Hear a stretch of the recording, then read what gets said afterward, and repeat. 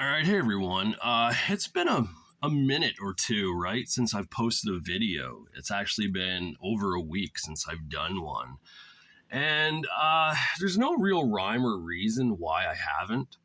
I think I just kind of got, I don't know, maybe a little burnt out on things. And I kind of had to like just take a, step back and kind of just relax and let my mind kind of ease with some things that's been going on. And I think everyone has that happening. I think we can all relate to that sometimes. We just have to kind of like, step back to things that we even enjoy to kind of, so we can enjoy them again, right? Because I find that if you do something all the time, eventually you're going to hate it.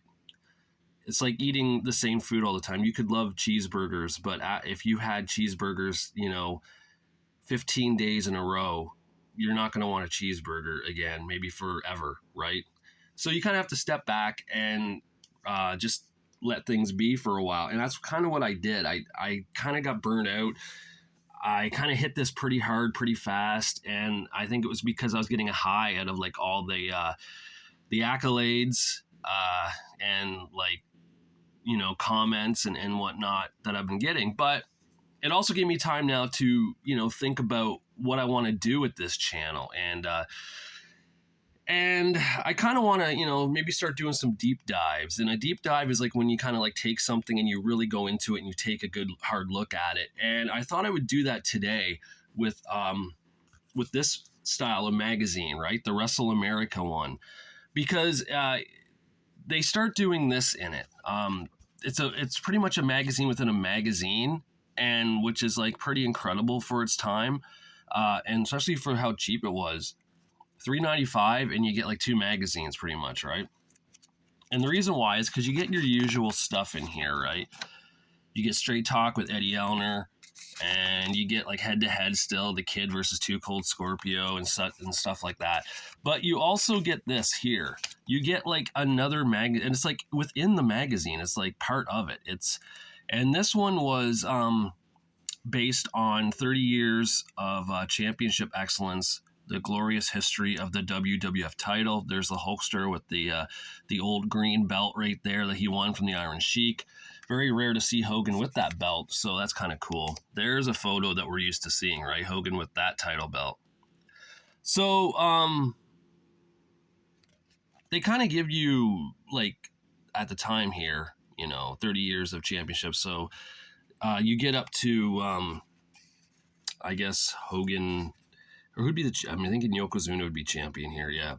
So, and there's the list right there of all the guys, right? And they go through, there's a history of it. What else is in here? Oh, like right there, right? So there's the Hulkster with the belt and Bruno, number 2. But yeah, that's what I mean. Like, this is kind of neat. It kind of shows you, the champions of the past. There's Bobby Backlund, Superstar Billy Graham, and Nature Boy Buddy Rogers, the real Nature Boy. There's the Warrior and Pedro Morales.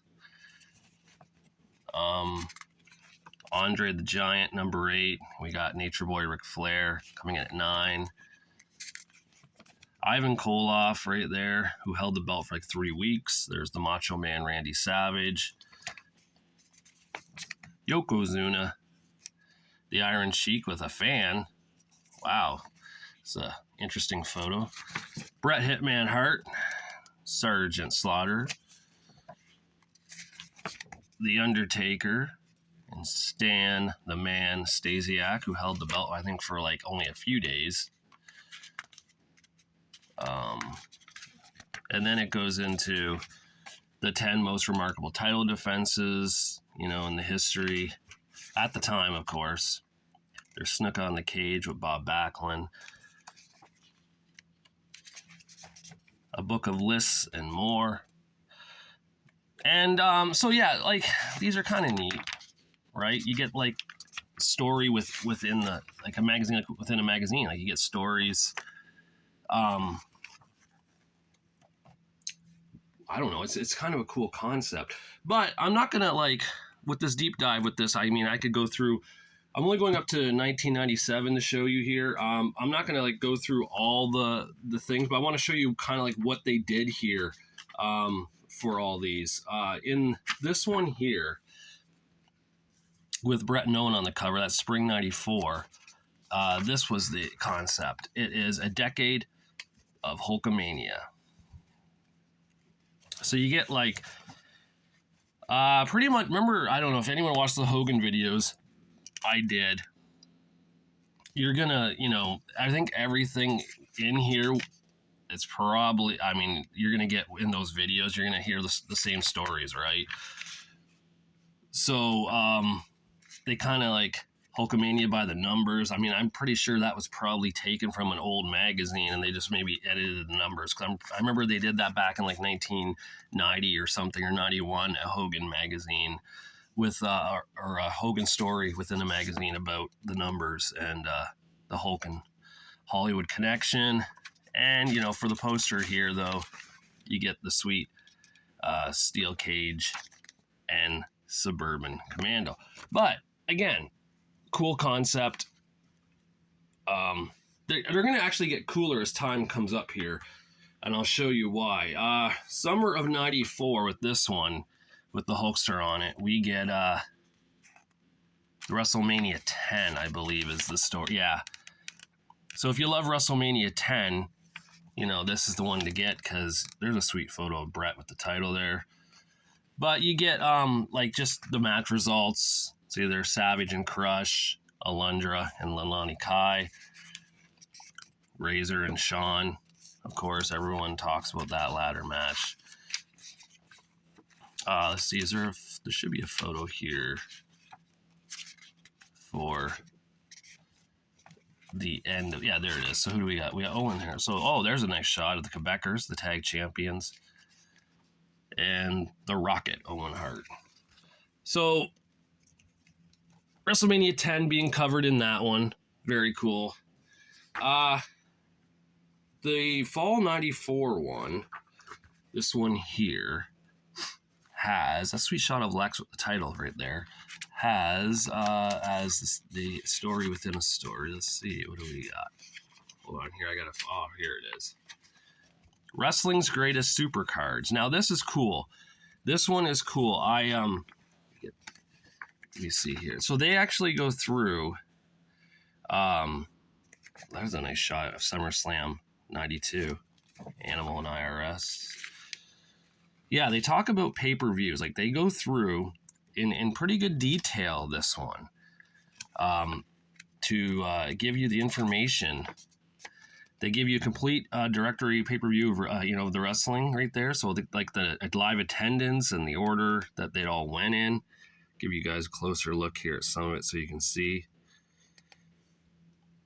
And at the time, with no internet, really, I mean, internet was around, but not like it is now, right? You didn't have your Wikipedia and such like that. This would have been like the most detailed information you could get. There's the JYD, who was the winner at the first pay-per-view, the Wrestling Classic. But they do the match results here like you would get in the PWI Arena results. Like they just show you the WWF ones and the WCW ones here. They go into detail about that. And they even give us, I'll show you here. Still WCW. WCW had a lot of pay-per-views. The other federations like LPWA, UWF, AWA, and such. Very, very cool. If I would have had this magazine back then, I would have probably religiously read this over and over because it gives you so much information and photos that you could just take for granted now on the internet, right? You're going to get this info and such. But back here, not at all. Look at that. That's a sweet bloody shot. There's Kerry Von Erich and Jerry the King Lawler for the AWA World title and the WCCW title and such. There's Vader and Sting from the Great American Bash, where Vader won the championship. Now, Winter '94, this one here, And they kind of hype it up on the cover really now. Look at that, free magazine within a magazine. This is the Bad Guys magazine, which was already out on its own, but I guess it didn't do well, so they put it in here now. They have it in the Wrestle America. There's Sabu there. So there's Tatanka, who's now a villain. And they kind of go through here, right, and show you who the bad guys are. It's pretty much Eddie Elner, right? Eddie Elner's magazine, because he was like always took the villains, always took the heels. So like wimps, right? Dustin Rhodes is a wimp, and Bret Hart is a wimp because they're the good guys. Tatanka is a warrior, and Ric Flair is a warrior because they're the heels. You get Sabu. That's what the story is. The main story is on Sabu here, who's dominating ECW with crazy matches and just winning titles and such at the time. You get an interview with Sensational Sherry. I guess she was Sensuous Sherry in WCW before she became Sister Sherry with Harlem Heat. And let's see what else is in here for the bad guy. Rule Breaking Hall of Fame is Gorgeous George gets that. So kind of neat. And then you get Nails here with Brutus Beefcake. I believe that's from like the WWWA Federation, I want to say. And you get Dustin Rhodes and Bunkhouse Buck here. And you get a rare photo of fellow follower Zeke Zanzibar here, who is a huge fan of this channel. And here he is here. No, I'm kidding. That would be the French Angel. So, okay, now, this is the one I want to talk about coming up here now. Let me fix this. This is kind of cool. And really before its time. I mean, I don't even know how the how Bill Apter and Craig Peters and them put this together, but it's the Spring 95 one, and it's got a cool photo of Randy there. But look at the bottom here. Check out our awesome magazine within a magazine, your 1995 guide to independent wrestling. Now, I was like, really, what is this? And there it is. You're going to see all these wrestling organizations that, well, of course, you know, was it WWC, World Wrestling Council? Of course, that's well known down in Puerto Rico. But look at this. Look at some of those names there of wrestling promotions. And they really kind of go into full detail with this. Like, you got American Commonwealth Wrestling. Watch them on local cable syndication. Century Wrestling Alliance gets one, you know. Of course, Extreme Championship Wrestling would. They were the most popular independent wrestling promotion at the time. Steel City Wrestling. And they tell you who the current champions are here.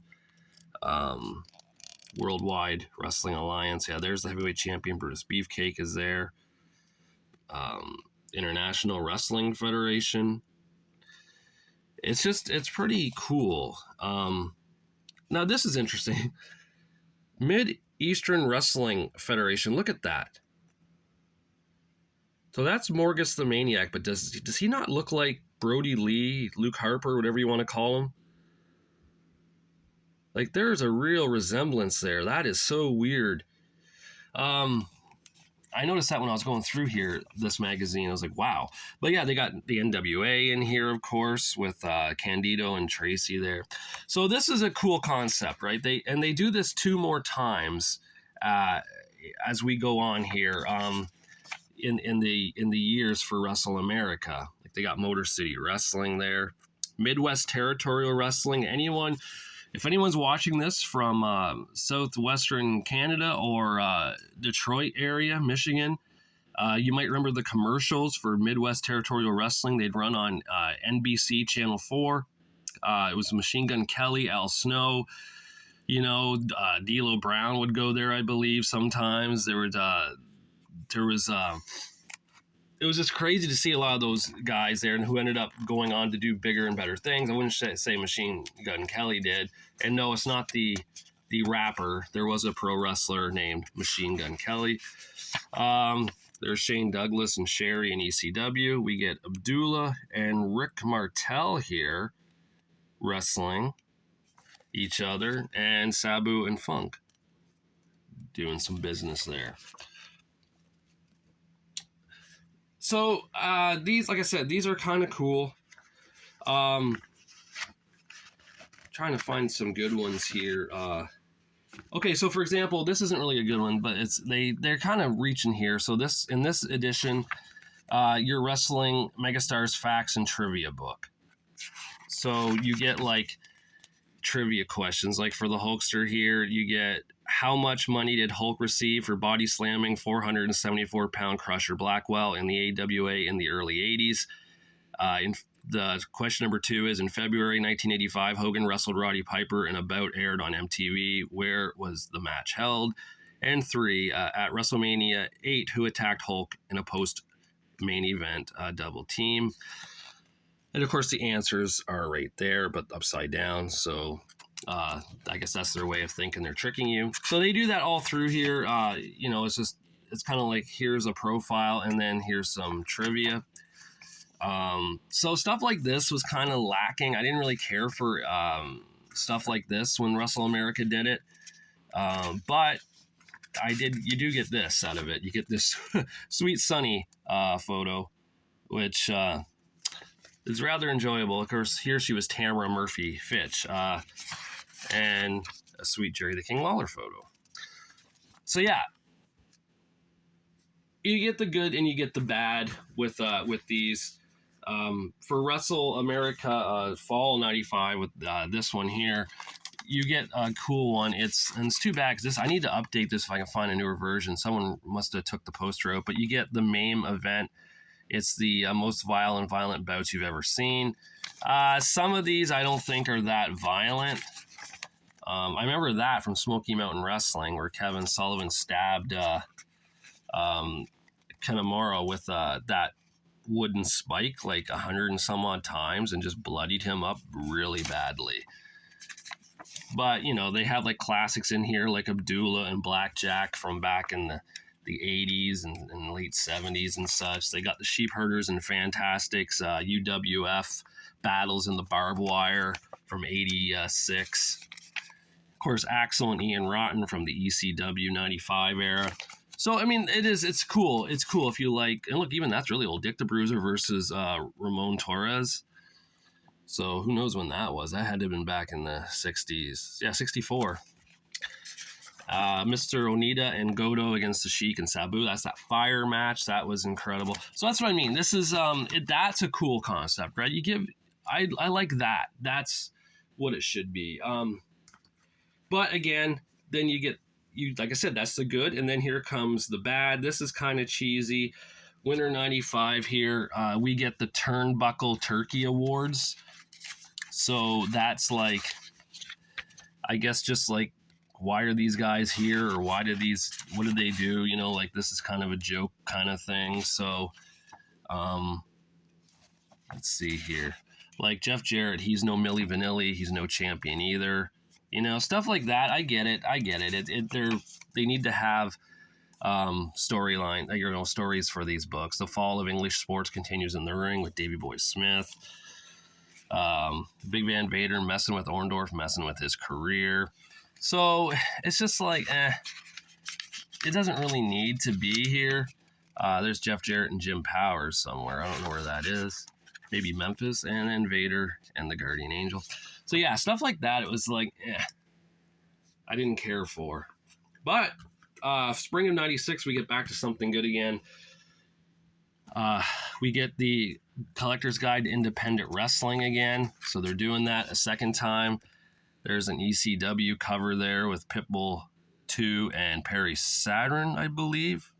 Or is that John Cronus? It's hard to tell. Pitbull 2 and Rick Steiner double team Perry Saturn. Yeah, so it is Perry Saturn.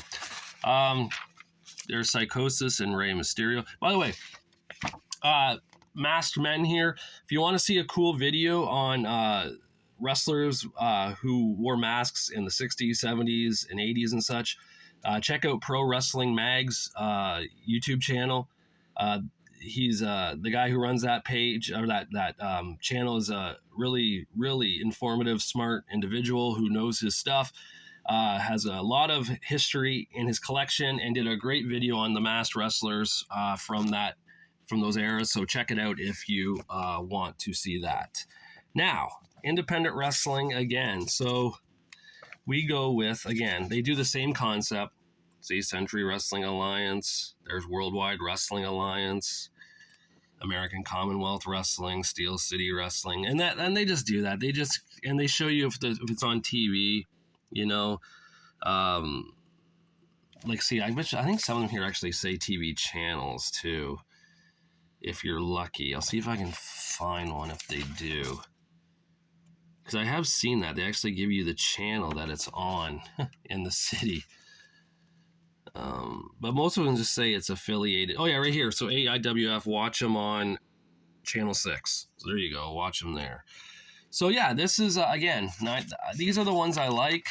We got a nice poster there of Downtown Bruno and Miss Texas from Memphis, and Abdullah Singh versus Fatu, of course, that being Balls Mahoney.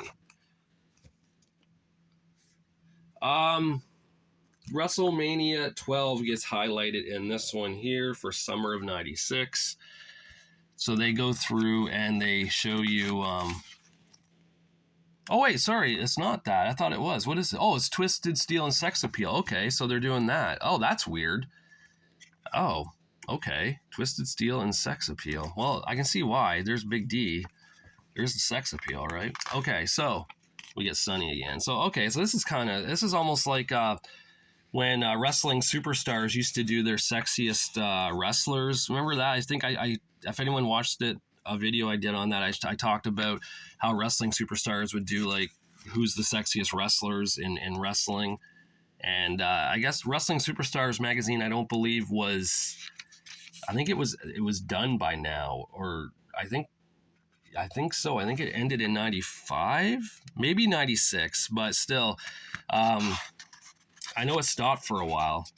There's Shane Douglas. What a joke. This is weird. This is, but anyway, so yeah, so that's what I mean. This is kind of unneeded, but you get is it though? There's a sweet photo of Sean there and Kimberly. Man, she was just a beautiful, I mean, she still is. I've seen her still. She looks good for her age, but Diamond Dallas Page did well when he was with her. I don't know how he pulled that off. For this one, we get, I think it's a championship trivia test one. Yep. So we get the trivia one again. So they went back to that story, or that concept. So you get a sweet early photo of the Iron Sheik there, though. So yeah, like I said, these ones were, I don't know, I didn't care for those. Let's take a look at the posters, though. There's Ahmed Johnson when he was Mo Adib. And I don't know who he's slamming there. And we get Beautiful Bobby, Jim Cornette, Jimmy Hart, and I don't know who that wrestler is. I don't know who Bobby was tagging with then. Duke Myers. Okay. Now, for this one here, we get a special report, by the way, of WWF versus WCW. But is there anything for this one? That's what it is. It's on the WWF WCW War. Huh. So this one would be kind of neat at the time, I guess, because if you're big in that feud with the companies, with the Monday Night Wars, you get to look back at the history of WWF and the NWA/WCW. The wrestlers who made the jump, they go through that. That's kind of neat. So this one actually would be pretty cool. This would be an all right one to have back then. You're going to get some information. There's the originals and the imposters. So that's okay. That would be an all right one to have. So this one, again, it's not too bad. You get the 20 greatest WrestleMania matches ever. So, I mean, you could, at the time, you can probably figure out what was going to be in here, and they are, So I don't really need to go too into detail with this. You get the idea of who's going to be in there. Just think back to WrestleMania 1 through 12 and think about the big matches, and yeah, you'll get an idea. You're not going to see Corporal Kirshner versus Nikolai Volkov on this list of matches. For summer of 97, we get Devil or Angel for the magazine within a magazine, talking about, good guys to bad guys to good guys to bad guys. So you get Lex Luger, he's turned, and turned again. That is true. And they go through and talk about when they started out, like Steve Austin, Path, fan favorite to rule breaker. Well, he ended up being a fan favorite again, then a rule breaker, and then fan favorite. So they kind of do that with all of these. Davey Boy Smith, fan favorite to rule breaker. He ended up becoming a fan favorite again, then rule breaker, then fan favorite, then rule breaker. So it's kind of neat, I guess, at the time. But yeah, they do it for all the wrestlers here. So it's just something kind of cool, a cool concept. And you get Brett and Shawn there for a photo. And the Road Warriors. They've turned 3 times, but they'll never change. That's true. They can turn heel, face, whatever. Fans, they just love them, right? They always did. Okay, so again, these are the ones I love. Fall 97, we get the independent wrestling list again. Of course, I remember I had this magazine as a kid, so this is the first time I ever heard about the Guide to the Independent Wrestling, and I thought it was so cool. Here we see Christian Cage and Johnny Smith. So that's the first time I ever saw a picture or even heard of the name Christian Cage, who of course who's now just killing it in AEW with his whole gimmick of, going after the wrestlers with the dead fathers. So on a side note, I'm just going to say this before I get into this now with AEW and everything. As everyone knows by now, probably, this man's good friend, Adam Copeland, is now with AEW. And I am actually kind of shocked on that. I really thought Edge was going to be a WWE lifer, even if not wrestling, just being there. I remember when he came back to the company in 2020, he was going to go to AEW. He was thinking of signing with them because he knew he could wrestle again. And the WWE said, no, we'll take you back, come back. And I feel that WWE did absolutely nothing with Edge when he came back. They didn't give him any titles, anything. So I'm not too shocked, I guess, that Adam Copeland went to AEW. I just hope he has fun there. And I hope that him and Christian and the Hardys can do battle just for nostalgic reasons one last time. And even bring in the Dudleys from Impact if they can and have a nice just a triple threat match. It'd just be awesome to see. All right, so back to this now. The independents, again, they go through. Same deal, same deal like the last two. But still, just very cool, You get to like Canadian Wrestling Federation. I'm from Canada. I never even heard of that. So it was in Manitoba. Well, Manitoba's a few provinces from me, so that could be why. But yeah, so again, same deal. So, and here you get a sweet photo of George South and Rick Jordan from PWF.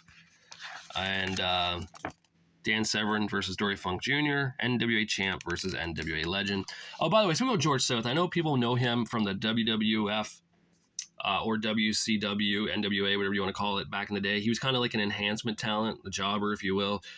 But in PWF, he was like the champion there. He was like a pretty big deal. He was like, an all-star. He was a main eventer. So it's kind of weird that some of these guys who are main eventers, you'll see in that guide, guys who are champions there, they were nothing in other promotions. For example, Barry Horowitz in 1992 in Global Wrestling Federation was their light heavyweight champion and a really big deal, like a main event guy, a villain, part of a group with Scotty. I think it was Scotty the Body at the time, and Cactus Jack, and Norman the Lunatic was there, but I forget his name. Was it Mike Maka Singh or whatever? I think that's what he was going by. His old name that he used in Calgary.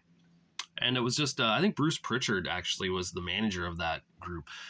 But that's what I mean. Like some guys, some places are going to be stars and studs, and then in the WWF, they're nobody. So that independent wrestling does help you with that. This is the last one I'll show because they go in 98 and 99. They continue on with this. I don't have all the magazines for 98, 99. I have up to 97. So I thought like in full. So let's just do that. So this is the last one. We get the 10-year timelines for 10 wrestling icons. There's a sweet photo of Sting and Ric Flair there. And we got Flair and Steamboat on this side. So yeah, you take a wrestler, for example, and I'll do the first one here. Is Bret Hart. I'll do this for Andrea A, who watches these videos. And who I noticed she posted some new videos too. I gotta watch. She posted an Owen Hart collection and such. And I have another video too. I want to say on a magazine. I have to watch them. I've been lacking lately, even watching videos on YouTube. So I'm hoping to get back in the swing of things here. So yeah, they do this. Like let's say in '88, his high, he won the 10-man Survivor Series match. Well, he didn't really win it. His team won it. So I guess they're counting that. And his low was betrayed by Bad News Brown. In '89, his high was teamed with Jim Neidhart to beat Greg Valentine and Honky Tonk Man. His low was to lose to Arn Anderson and Tully Blanchard. In 1990, his high was beating Demolition for the tag belts, and his low was being pinned by Ted DiBiase. So as you can see, they go through and do that up until 97. And they do it for, I'll just read off the names here, who they do it for, instead of going page by page. They do it for Bret Hart, Randy Savage, Ric Flair, Shawn Michaels, Jerry the King Lawler, Hulk Hogan, Lex Luger, the $1 Million Man, Ted DiBiase, Sting, the Enforcer, Arn Anderson, and that's it. So you get all those wrestlers. You can see their highs and their lows for 10 years. You get a sweet photo here of Shawn Michaels and the British Bulldog from the event where Shawn won the Intercontinental title at Saturday Night's Main Event.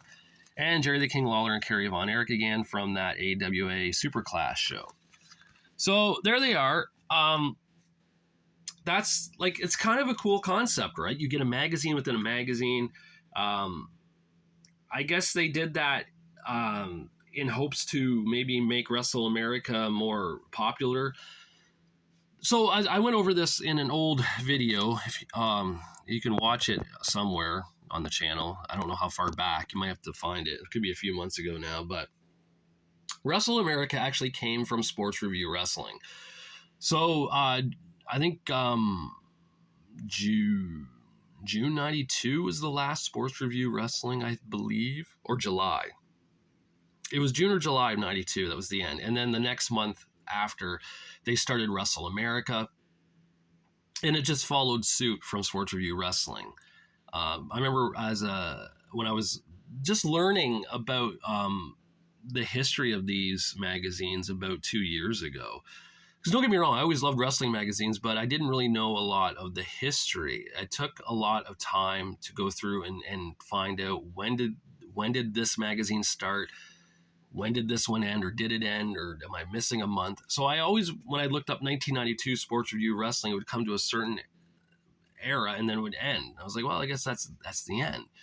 I didn't know that Wrestle America continued on until I got the first ever Wrestle America magazine and looked in it, and it said we're taking over from where Sports Review Wrestling left off. So they did that. They were going monthly, and then eventually they went like here quarterly. I guess people just didn't care for Wrestle America, or it just wasn't a big seller. And that's my theory on it. I don't know why else they'd go quarterly, right? It just seems like why go monthly then to quarterly? Something must have not been going well for them. I always liked Wrestle America. I thought it was a cool concept to do like portions of the magazine on that company. Like the first portion will be, WCW, the next one will be the WWF, the last one will be the independents. It was a cool concept.